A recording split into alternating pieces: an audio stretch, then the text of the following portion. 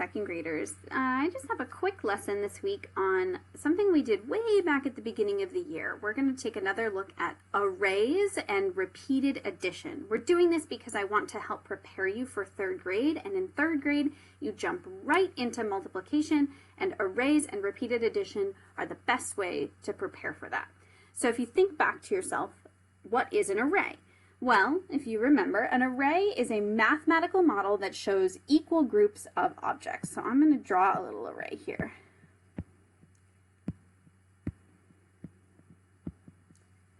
Notice each of my rows has the same number of dots, and if I were to make a shape, or if I were to draw a shape around this, it would be a perfect rectangle.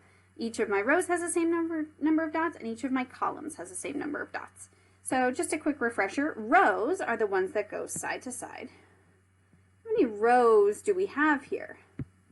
We have 3 rows, and in each row, how many dots are there? There are 5. So if we wanted to find the total number of dots in this array, we could add up by rows. We could say, oh sorry, there's 4 dots in each row, not 5. There's 4 dots in each row. So we could add up our rows. We could say 4 plus 4 plus 4. I know that 4 plus 4 is 8, plus 4 more is 12. So our total number of dots is 12. Now if I wanted to count by columns, I can also do that. And I'm going to circle our columns. Remember, columns go up and down. There are these vertical ones. We have 4 columns, and each column has 3 dots in it. So we're going to notice something here in just a second.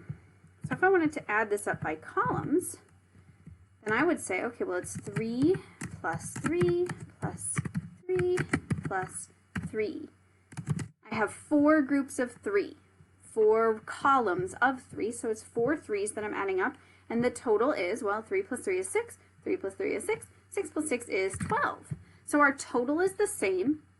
Notice when we added by rows, we added 3 groups of 4. When we added by columns, we added 4 groups of 3.